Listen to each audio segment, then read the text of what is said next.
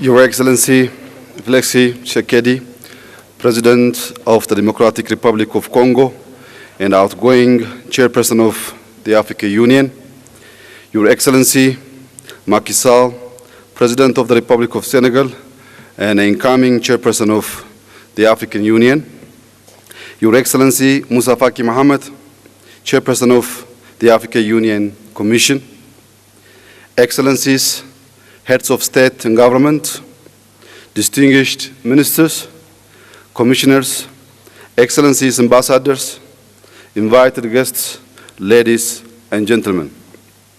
At the outset, let me welcome you all to the land of origins on behalf of the people and government of Ethiopia.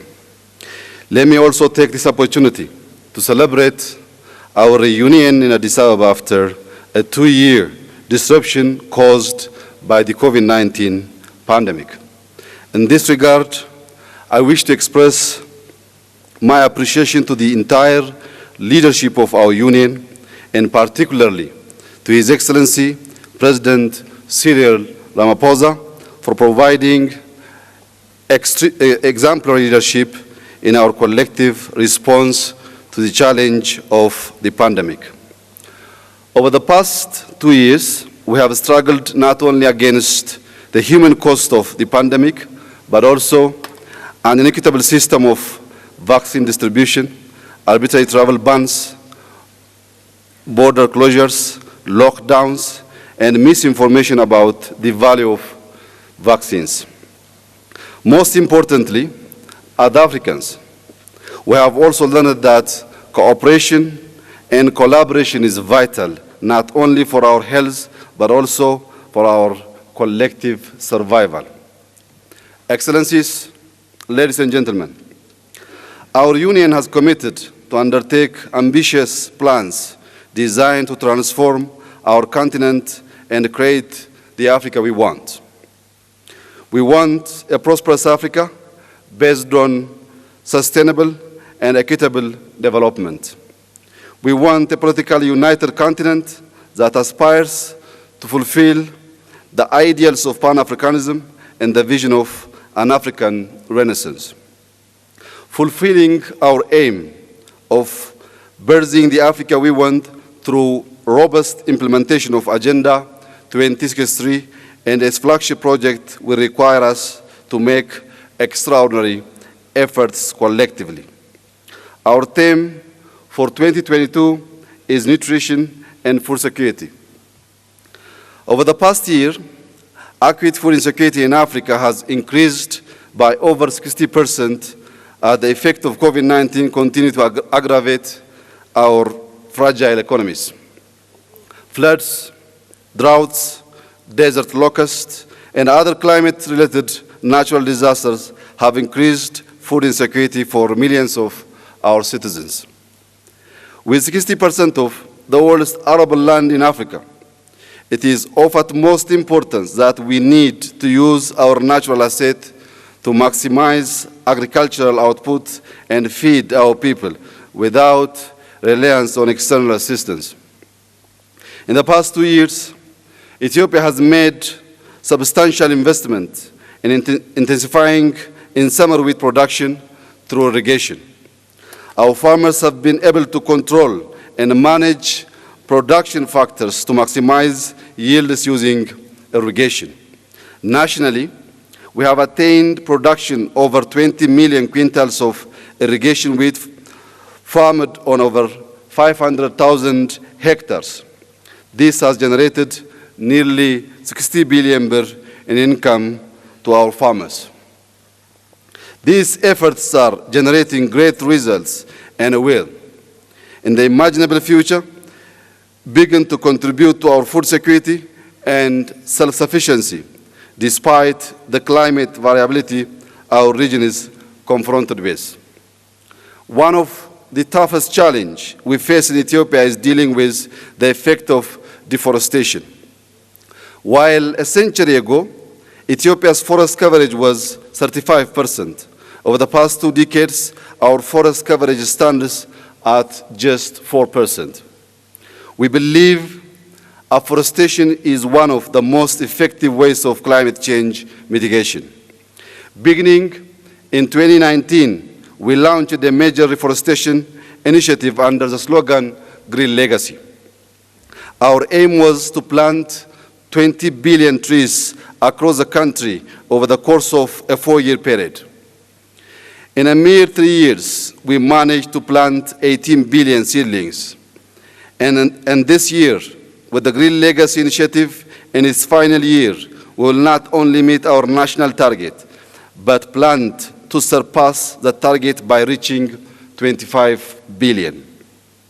Additionally, through this initiative, we have sent seedlings to neighboring countries to inspire regional efforts. If we can collaborate to spread the message of green legacy in the continent and implement measures that maximize our food security and self-sufficiency, we will be able to guarantee our citizens the basic necessity of life without reliance on charity. Excellencies, ladies and gentlemen, Africa's voice on the world stage needs to be heard loud and clear. Africa must also be represented on important international bodies. Today, more than 7 decades after the creation of the United Nations, Africa remains a junior partner without meaningful input or role in the system of international governance. This is particularly true of the United Nations, where Africa lacks representation on the Security Council and is underrepresented in a variety of ways. It is the right time to reform and revitalize the United Nations system to reflect current global realities and ensure that it is a more representative and equitable body. Only fair representation and transparency in those institutions can usher in a just era in multilateralism. Consistent with our Esluini Consensus of 2005, we should collectively insist that Africa's reasonable request for no less than 2 permanent seats and 5 non-permanent seats in the UN Security Council be adopted. Equally important is Africa's media representation on the international stage. Africa is often portrayed in international media negatively.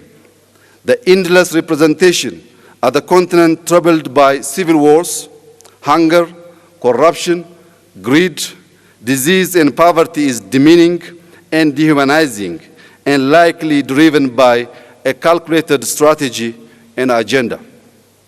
This stereotypical and negative media representation of Africa not only disinforms the rest of the world about our continent, but also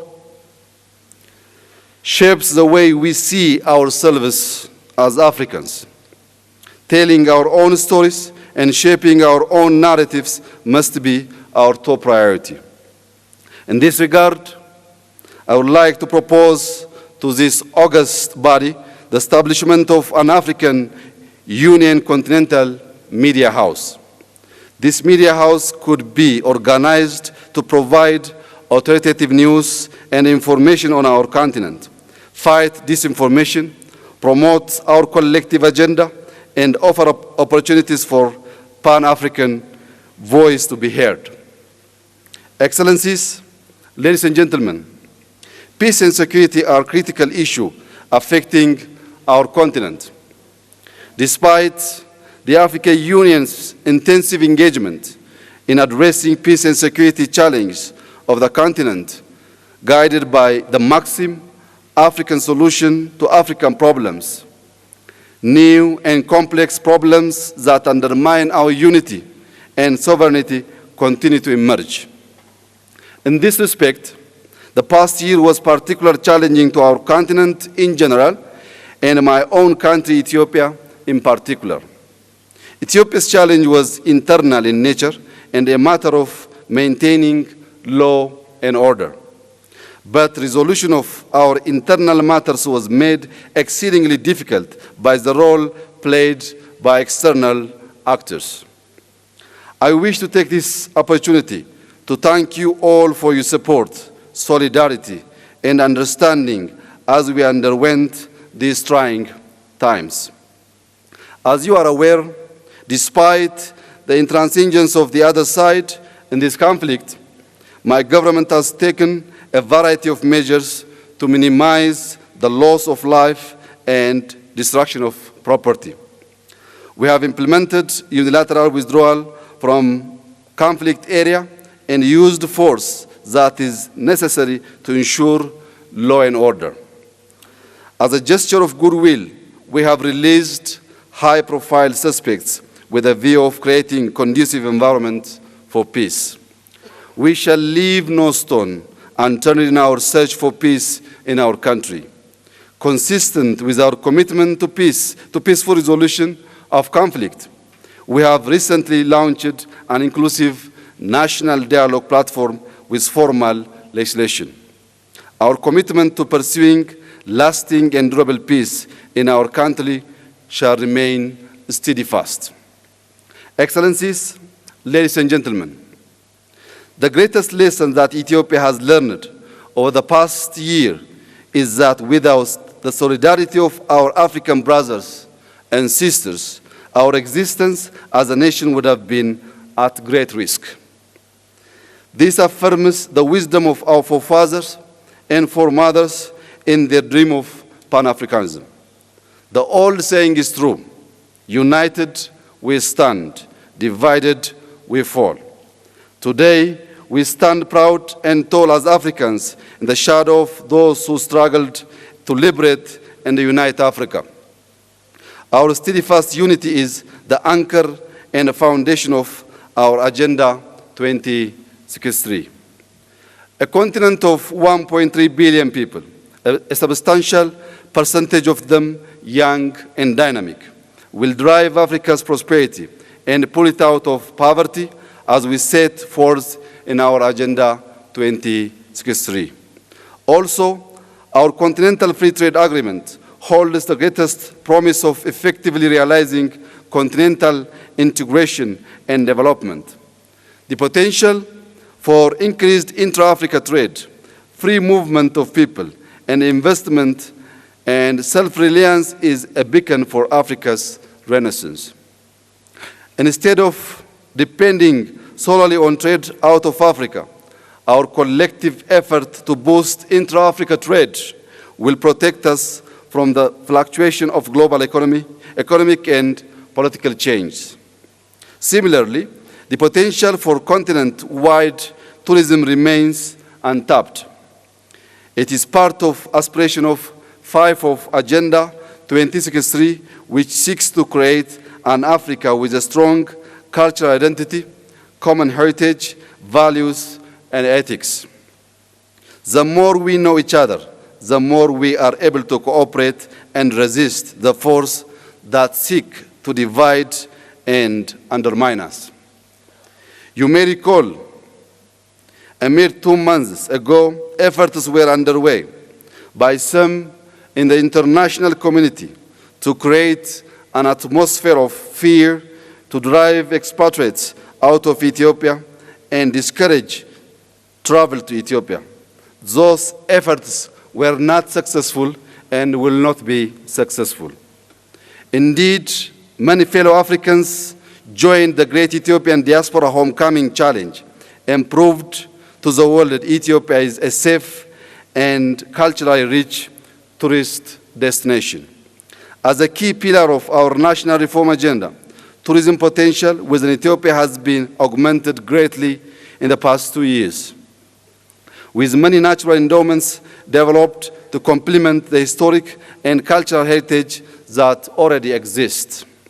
Ethiopia remains open and welcomes all of our fellow African brothers and sisters. Finally, let me once again convey the warm welcome of the Ethiopian people and reiterate Ethiopia's commitment to do everything in our power to continue to create an enabling environment for the African Union in our collective efforts to deliver the Africa we want through robust implementation of Agenda 2063. God bless Ethiopia. God bless Africa. Thank you for your attention.